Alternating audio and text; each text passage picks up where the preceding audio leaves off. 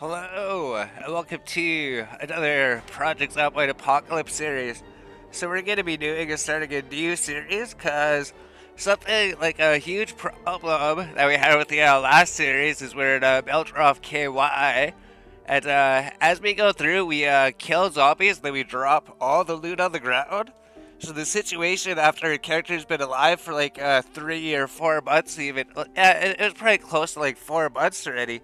There's like so much loot on the ground that we're just spending all of our time going around collecting all the loot that we put on the ground everywhere, and we don't even have time to do anything else. Like we can't even explore any of the houses or anything. We can't even loot any of the new zombies that we kill. And we're literally going to be spending the next like month here just like cleaning up the streets and get all this loot that we don't need. Like most of it's like useless, right? It's like on this street here, there's like so much loot that we had to clean up, like all over here. It's just there's like so many zombies up here over, right? Then it would start laying the game and everything, and then all we were doing for like the 1 week or 2 weeks was just like go and clean up all this stuff, and it just takes absolutely forever to go clean it. So I think something we're gonna do is start a new series and just focus on going through just getting the things we need. It's like 90% of the items in this game are pretty much useless, right? You just need a few things. You just need some like weapons. You just need some water bottles, and then some water dispensers, then maybe some frying pans, and then like a few sets of clothes. Yeah, because I guess something that we have like there's like so many shoes and sneakers that we looted from all the zombies, right? And shoes and sneakers are useless, and all the accessories. So, our plan is pretty much we're planning to start at one of these locations, or I guess this house is alright, or this one's alright. I guess it doesn't matter which house we start in, because we don't plan to do life and living. We plan to just go through and start with zero skills, and then just level them up manually without life and living. Because I think that would just give us more time to go through, just explore the town and everything. And then, like, cooking and carpentry, they're pretty easy to level up. Same with, like, farming, foraging, trapping. Fishing takes forever, but it'll get there eventually, I guess. So, what we're going to be doing is starting a new game. And then, because we have this map here, it actually shows that, like, Meldroff KY is just, like, a small sliver of the map here. So we don't want to spend like the next month or something just sorting stuff. It's like yeah, it was all those vehicles too, right? It wasn't just the loot on the ground. It was like all the vehicles that we collected here, and then we filled all the vehicles with loot. And then we're gonna have to go organize all the loot inside the vehicles. And it's just all useless garbage, and we can't do mechanics until we get it out of there. So probably be leaving most of this stuff behind and just bringing the things that we need. It's like you're saying, like, it's a huge map here. Like, Meldroff KY is just this tiny sliver here. There's actually this city over here that we never made to. Hopefully we can, like, speed run Meldroff KY. Just get everything in Meldroff KY here. And then create a base cap at the gas station down here. Then you can maybe eventually visit these other cities up here. Maybe set another outpost up here or something. Yeah, maybe we should start by doing that, right? Just like get everything that we need in the Meldroff KY starting area. So we're probably going to be sticking to this side of the road. Because I know as soon as you go to this side of the road, there starts to get like a whole lot more zombies. It's like at the beginning of the game, you come down here, there's usually like not a single zombie here. Unless they actually spawn inside the houses. Then I guess this trailer park's actually pretty empty down here too. Then down here, there's like barely any zombies down here. Instead of the gas station, it's pretty barren down here, right? But as soon as you cross this road, start going up here, the zombie population just starts going crazy. Even after you just pass this road here, right? Like these four houses, and then these houses, they're so populated over there. But there's nothing over here that you can clear this like so quick over here. And then just to see the food market, and then these houses. As soon as you cross this road here again, then the zombie population starts going way up. Yeah, this same with this, like this place is really easy to clear. Then over here, and I guess this trailer park's not too bad. Well, I guess there's a decent number of zombies here, but it is a starting house, so it doesn't have too many. Like over here, I guess there might be too many over here too, right? Because there's not too much over here. And then here's the farm. So I guess something as well that we did the other one is the potatoes died because there is supposed to be potatoes here, right? And when we planted them, our potatoes died because they were blooming potatoes, and we didn't even know that blooming potatoes was when you were supposed to harvest them. So I guess what we're gonna do too is we're gonna try to save these potatoes this time. We're probably gonna go here, see if we get the potatoes, get all that done. That would help with our farming and everything. So all we have to do is just make sure that we don't go within 100 blocks of it, so it doesn't spawn. So I think what we did is we probably went up here, then maybe went here a little bit or something, and then it must have been too close to it that it spawned it, and the potatoes were dead by the time we got there. So we'll try not to do that this time too. So there's like a lot of improvements we could do, as well as we were like restarting and doing some like practice runs, and nothing interesting happened in our map. Like there wasn't any like police houses because like we restarted a bunch of times, and there's like a police car over here. Then there's a bunch of police officers at that inside the house. And then, like another time we started in like this house that just crossed the street. There was a whole bunch of police officers and then escaped convicts that had duffel bags with them. So right at the beginning of the game, we had like a police outfit and a duffel bag just by killing zombies over here. Like yeah, there's like so many police officers and then a police car here too and everything. So like going through the whole city, we didn't see a single one of those things in this playthrough. Yeah, there's like a one moving van, right? So another good thing about like restarting again is the town might be more interesting. Cause I think that town is really boring. There wasn't anything. Cause I don't like even in like one of our games. Cause we played this game so much that like even out here at the gas station one of the times there's like two police trucks down here. There's a blockade and everything. Like so many interesting things because it's all random, so it can be different. So yeah, that map was pretty boring, anyways. So what we're gonna be doing is restarting here and not dropping all the loot on the ground, so we don't have to just go through and sort it. So we're gonna be focusing on getting the food and everything, right? So probably go to the game, but essentially this is the city that we're gonna be living in.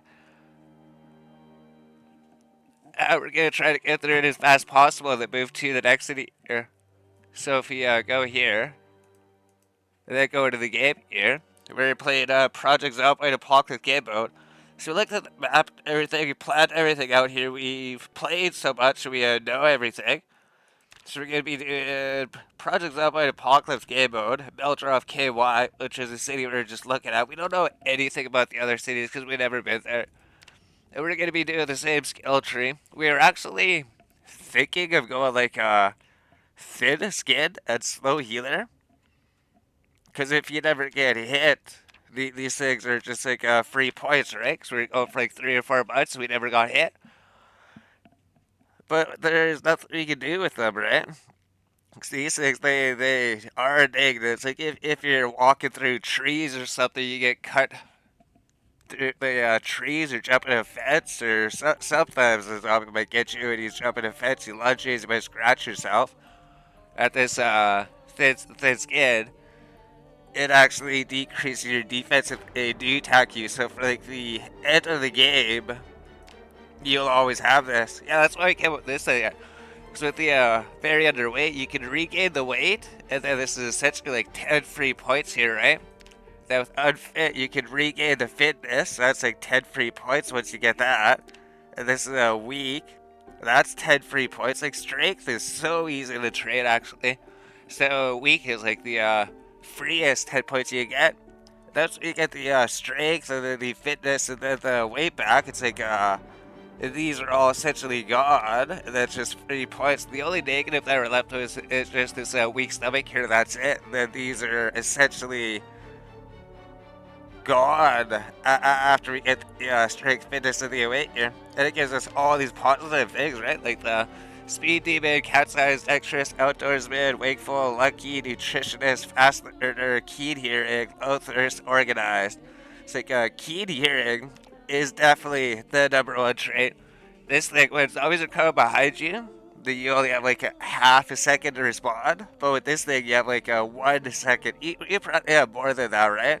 It probably just brings it from like 1 second to respond up to like 2 seconds to respond. So ever since getting this thing, we've never gotten jumped. And it also increases your hearing, so you can hear the zombies coming sooner. So it's like the one thing that keeps you alive. All these other things are just extra here. Low thirst is amazing. Everybody says to go high thirst. But if you go with high thirst, then you have to carry like so many water bottles, right? With this thing, you need to carry 2 water bottles every single day. And without it, you have to carry 1 water bottle every single day. And with this low thirst trait, we just have to carry 1 water bottle, and one water bottle lasts us 2 days, and it keeps stacking. Like if you're leaving the city for like 7 days or something, like we showed, right? Beldroff KY, it's a big huge map here. So if you're thinking like a end game, if you're going with a low thirst, if you need like 2 water bottles every single day, if you're trying to drive out here to the next city and you don't know if you're going to be able to get any water or anything, if you're drinking, or if you want to explore like the wilderness or something, right? If you want to go down to the military base, which is out in the middle of nowhere here, if you have high thirst, you're going to be going through 2 water bottles every single day. So if you break like 10 water bottles, that would just last you 5 days, right? But without the high thirst, those 10 water bottles would last you 10 days. And with the low thirst rate, those 10 water bottles would last you 20 days. Or you'd have to bring a whole lot less water bottles, right? You'd only need to bring like 2 water bottles or something. Essentially, or low thirst is extremely helpful for if you want to explore all these places. You don't have to worry about water, because as soon as you run out of water, you're gonna die, right? So yeah, low thirst. It's not. There you go. Low thirst is like one of the probably the second best trait, right? Low thirst is amazing. That one helps keep you alive if you want to explore the map later. Then also there are other ones that are pretty much extra thing. Oh, I guess a nutritionist is really good, right? Because it helps you see the health values of everything, which does help. Because if you're just making a whole bunch of food, you don't know how many calories it has. Like if you're just making a whole bunch of like vegetable stir fries, and it just feels like 40 calories or something, and you're just eating it. You're wondering why you're not gaining weight. This thing I'll tell you why. Because you need to eat food with higher calories. Whereas when you catch the fish and the rabbits, you can see the calories of the fish and the rabbits, and you can see the calories of all the stir fries you make. So you can see if your stir fry is like 1,300 calories, or if it's a really good one that's like 2,600 calories. So it's extremely helpful to be able to see how much calories all your food has. That's like the third best one, I guess, right? Oh, I guess wakeful is really good, right? This one's extremely helpful too, because you have to. This one helps you stay awake 33% longer. Because one of the things you have to worry about is you have to sleep, which is kind of like another hunger bar. So if you can stay awake for 33% longer, you can go out to do more things and fight for longer. Because it sucks without this thing. Without this thing, you have to sleep so often. It's so bad. I guess outdoorsman's really good because you can actually go into the rain and everything. Because it reduces your chance to get sick by 90%. So you can actually go into the rain. Without this thing, if you're out in the rain for a long time, like if you're exploring the map here, right? You're trying to work your out to the military base or like some remote area they're exploring out here, like whatever this place is, right? You might have to walk out there, and if it starts like storming all of a sudden, like on the way there or something, you're gonna want this outdoorsman trait. And I guess that's it. All these other ones are just like extra, right? Dexterous just helps you transfer things 2 times as quick. That's extremely helpful, actually. It's a really good one. cat's eyes lets you see in the dark. That's actually extremely helpful too. Because when it's dark, you don't always need the flashlight because you can still see them. Because you have cat's eyes, so you can see better in the dark. And then speed imaging is pretty good because it helps you with towing vehicles and like driving off road. It helps you drive faster and your vehicle switches gears faster so it can reach higher speeds quicker, which helps with towing and driving off road. So you can actually helps you tow vehicles. That's just one point. That's it. Then yeah, it's just like organized, gives you more inventory space. This one's really good. Increase inventory space by 30% on everything. So if your vehicle, your seats, they have like 20 inventory space. All your seats have 26 inventory space. It's really good for the moving van and everything. So the moving van, if it has like 100 inventory space, or if it has like 200 inventory space, suddenly has like 260 inventory space, right? 60 inventory space could be a lot. The fast learner just gives you extra EXP. I guess it's pretty good. Helps you level everything except for fitness and strength. And then lucky is supposed to help you find more guns and ammunition and bags and everything. But our last playthrough, we didn't find anything better than a duffel bag for like 2 months. Oh yeah, 3 months. It was like 90 days. 3 months with this trait to find something better than a duffel bag. It's supposed to make you find better things more often. I think we went through every single one of these things, right? Yeah, this is pretty much the best skill tree in the game, I think. So we're gonna like after play, like how long do we play? Probably like over 1,600 hours, probably close to like 2,000 hours now. So we got our skill tree here. We went through it once again. So what we're gonna do is create a character here. Our character loadout's always been this black bucket hat, and then the black tank top, and the black formal shirt, and the black t-shirt, and then the jeans, and the socks, and the black sneakers, and the glasses. Even though we get rid of most of these things at the beginning, because we only have 6 starting carry capacity instead of 12, because we have the level 0 strength. So we don't actually have enough inventory space to carry these things forever, so eventually I have to take these things off. Oh, and because it's a summer, it'll be too hot to wear them anyways. Yeah, actually, your character we got over here. I think the thing that we upgrade to is the police outfit. I think the police outfit's like the first upgrade. There's we're not gonna go through it loot like every single zombie or anything. Throw their loot on the ground and collect it. It's just gonna create too much work, and then we're just gonna be there for like a month or 2 months, just looting the city and just collect all this useless stuff we don't need.